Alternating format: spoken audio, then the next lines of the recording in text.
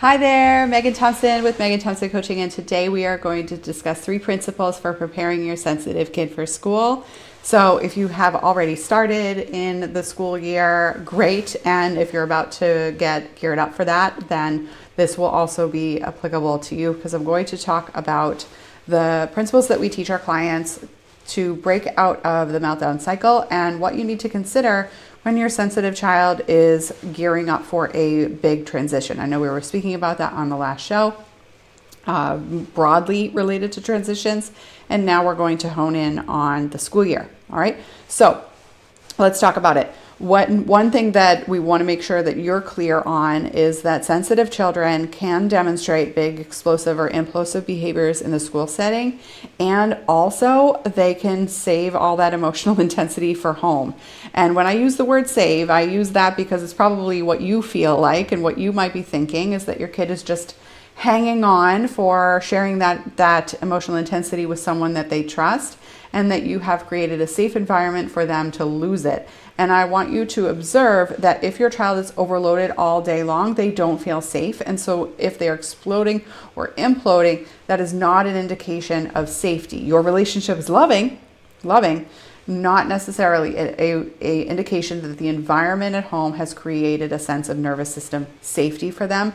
And that is really important. I want to talk about that because obviously you want your child to feel emotionally safe in the household, and that is very different. It's a different concept than feeling emotionally loved, because of course you love your kid. Of course you're doing the best you can.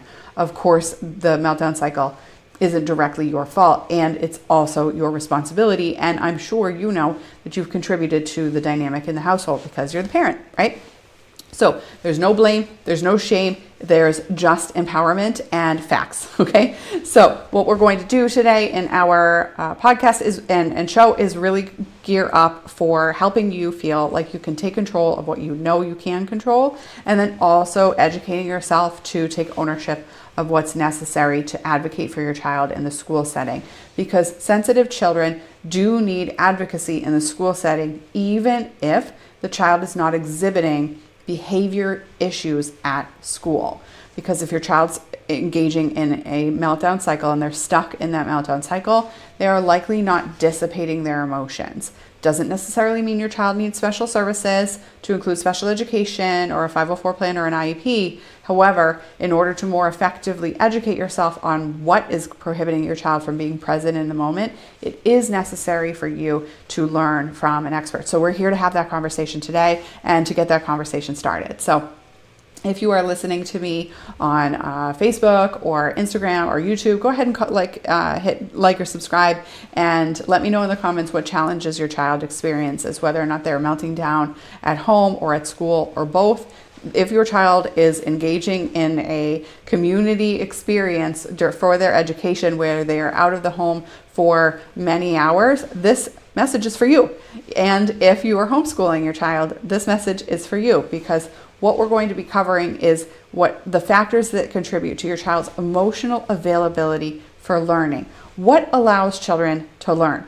The first thing that allows children to learn is the presence of mind. The second thing that allows children to learn is curiosity. So your child may be noticing the details and they may be present to the moment, but if they're not feeling curious, then they won't take that information and store it from short-term to long-term memory. That is critical, a critical neurological process that needs to happen in order for your child to actually learn. How many of you, myself included, would cram a ton of information and then be able, right before a test, and then be able to recite it or report it back within a short amount of time, 3 to 5 days on an exam? I was a world-class crammer.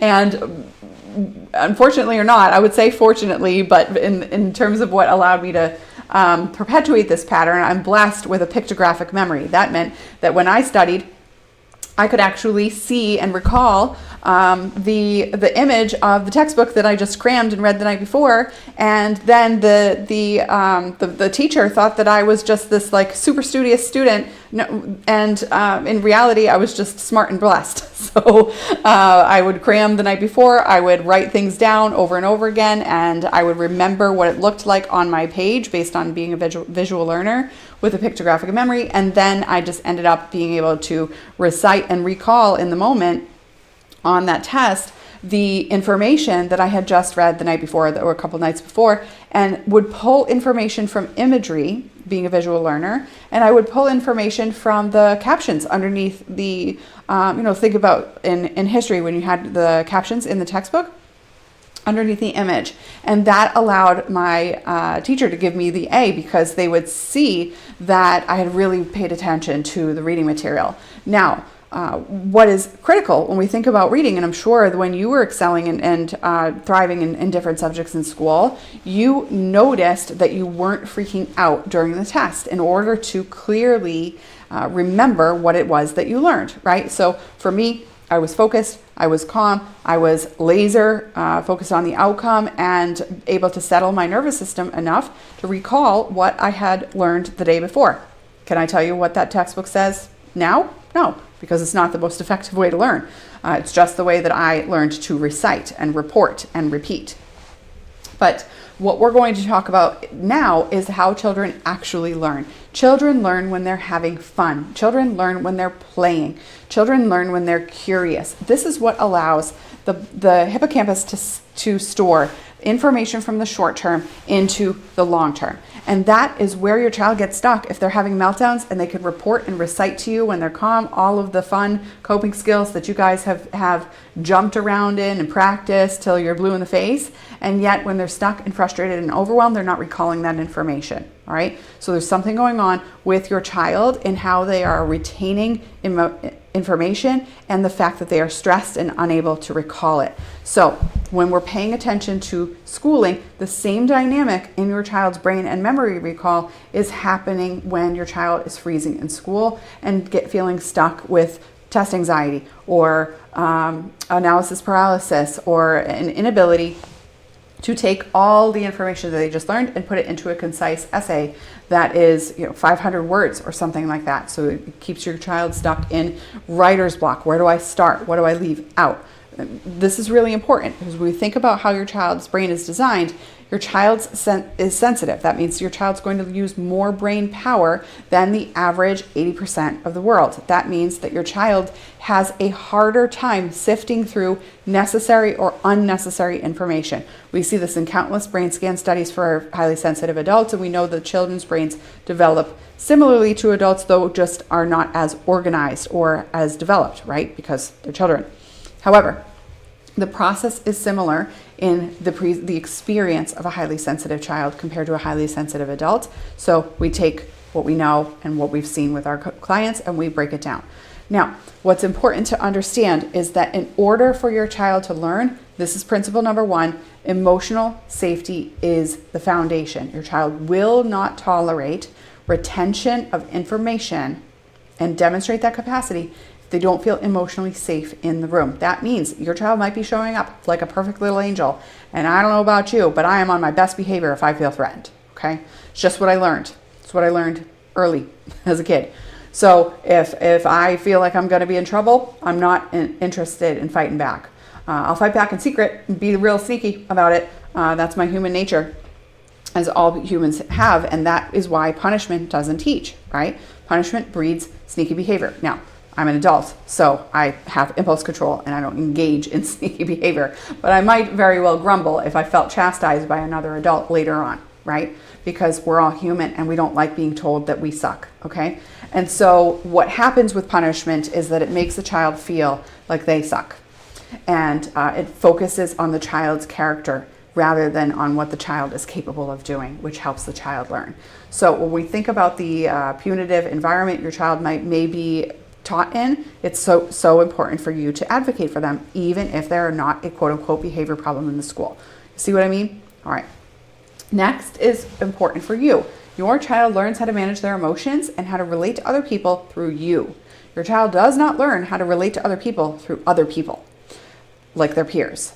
So your child learns social skills through you. Your capacity to help your child regulate and your capacity to not lose it and to really dissipate your own emotions is the measuring stick of how capable your child will be, because your child learns through you.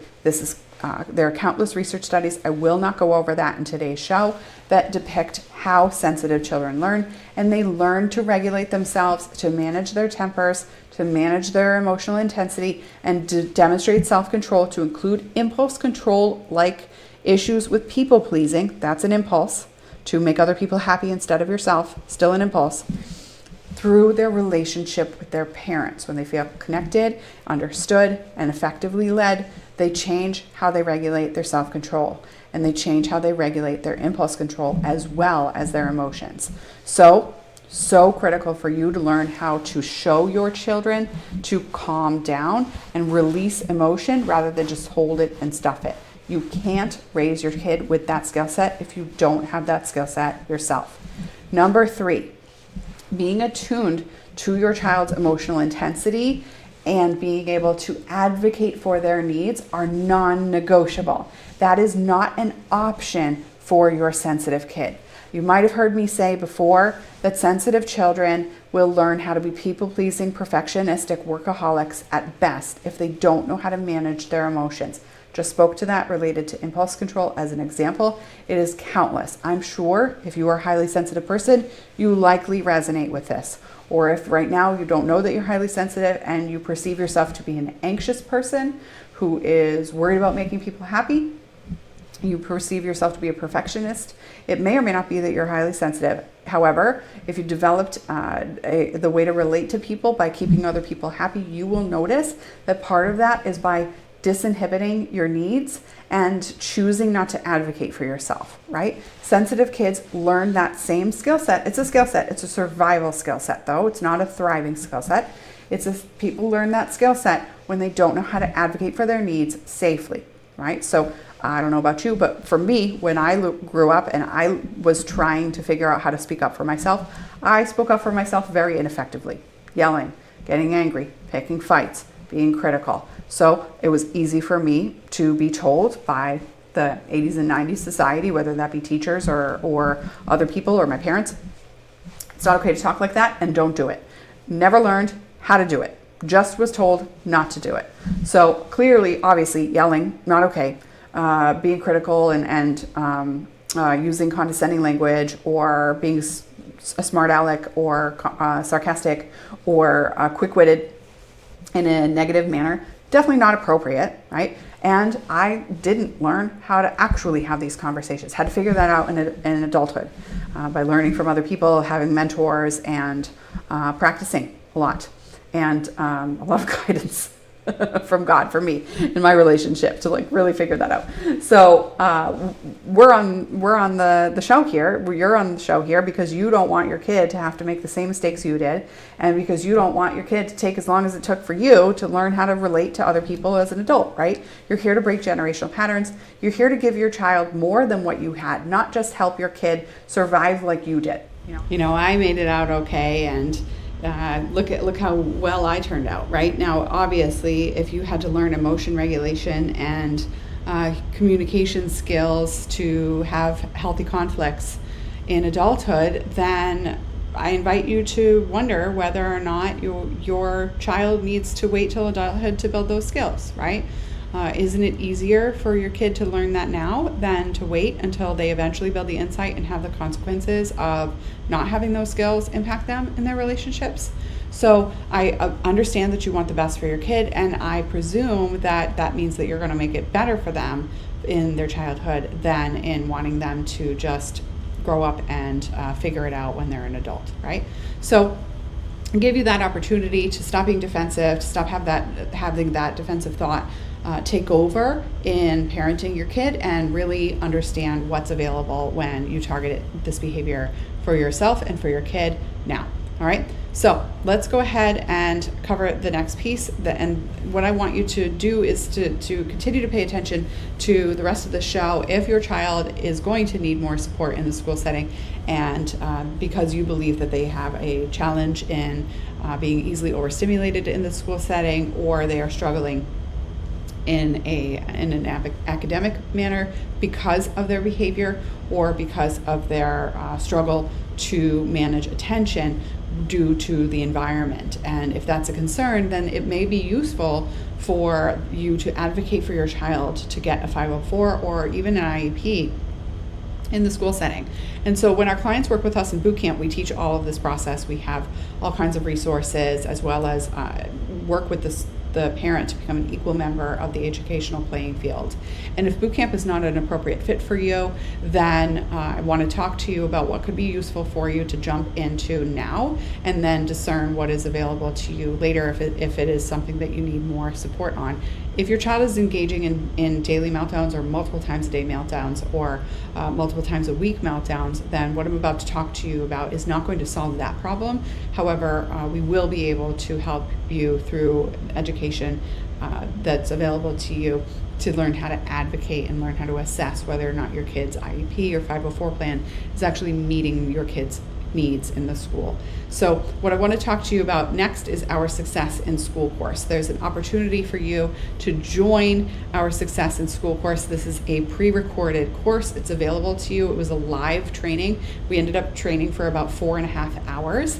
And on that training, we talked about the emotional availability for your kid to learn as a sensitive child. We talked about helping you identify how your kid fits the highly sensitive temperament trait in the school setting specifically, and then also we talked about things that you need to know to help your child be emotionally available, as well as how the school may or may not be meeting your child's needs, in addition to how your child's needs need to be met based on the law when you're advocating for special education support. So if that is what you need and your child is not having daily meltdowns, or it's just not the right time for you to join us in boot camp, then I want to invite you to jump into our Success in School course. Now, this school course, the live presentation was sold for tickets at $580, and we've also offered it to families pre-recorded above that price. So the live price was a discount. And what I want to give you is the opportunity to join in at a very low fee. So I'm not sure that I will do this again for you.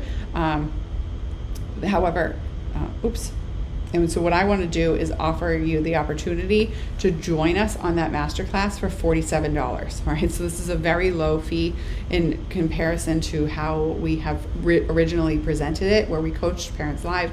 We answered questions related to specific services that a parent might need. And then we also talked about some troubleshooting that parents experience, and the compounding effect of having negative behaviors at home plus needing to get support in the school.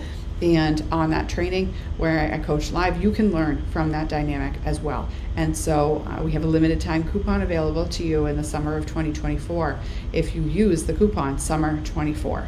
And this will change the price to $47.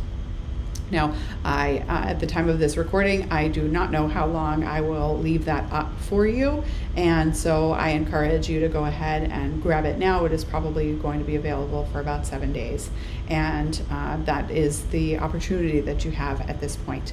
Now, I will drop the link for the recording in the show notes of this podcast, or on YouTube if you're getting it on YouTube, or Facebook. We will make sure that that's in the description of the video wherever you're finding this show, as well as if you are watching us on our blog, on our website. All right, so you'll get access to that. Now, what is included in our school course, you can absolutely click on the link and see all about more about the objectives that we taught, but I will review that briefly here as well for you. It again was 4.5 hours of training and Q&A to help you understand IEP and 504 law. As an educational advocate, we've advocated and helped hundreds of families over the course of the United States seek support in the school, and we teach this in a more thorough manner in our boot camp for parents when they need it. And it's also true that you might need to learn how to advocate for your child in school first and now, and that might be your priority at this point. So you can have access to that. And that's just a brief, quick overview for you to be able to feel empowered to join your kids' educational team or learn whether or not it's an appropriate fit for you to advocate for your kid right now. So go ahead and grab that. Again, the coupon is summer 24. Okay, so go down to the link. The link is one that you'll need to click because it's harder for me to recite. It's got all kinds of gobbledygook associated with it. So we'll just make it easy for you to click the link in this anywhere around this video where you see the text. Okay, so that is it for us today, and I hope that you have a wonderful first couple of weeks in school for your kiddo, and that you are willing and that you are able to help your child be willing to learn in a sense where they feel capable and confident and resilient, because your sensitive kid absolutely is capable of doing that. So have a wonderful day. We'll talk to you soon.